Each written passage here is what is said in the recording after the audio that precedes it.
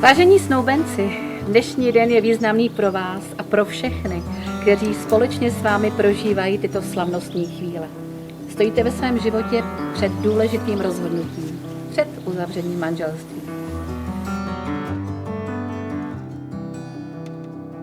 Taky jsem ti chtěla říct, že tě budu milovat takovýho, jaký jsi, úplně nejvíc. Jediný, co za to chci, abys mě měl taky rád, takovou, jaká jsem, věrně a napořád. Co chceš, si přej a já to udělám. Ty jsi můj snílek a život flám, velikej, kde všechno můžeme mít, nic víc nemusíme, akorát žít. Krásné 10. výročí, Danečku můj, moc tě miluju, zatím pa, počkej tam na mě. Budu ta v bílém.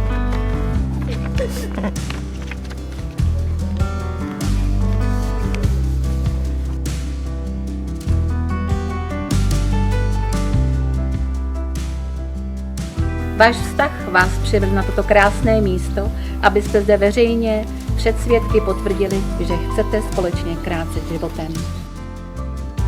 Ve společném životě budete jistě řešit nejen věci příjemné, ale i řadu překážek, kterých není ušetřena žádná rodina a žádný vztah, ale při jejich překonávání.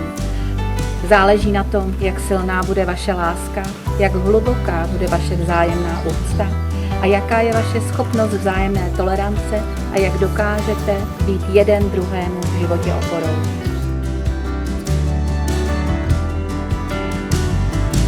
Vaše láska má krásný začátek a my všichni věříme, že konec mít nikdy nebude. A je tam. A je tam. O vašem manželství rozhodla láska, proto ji chraňte jako oko v hlavě.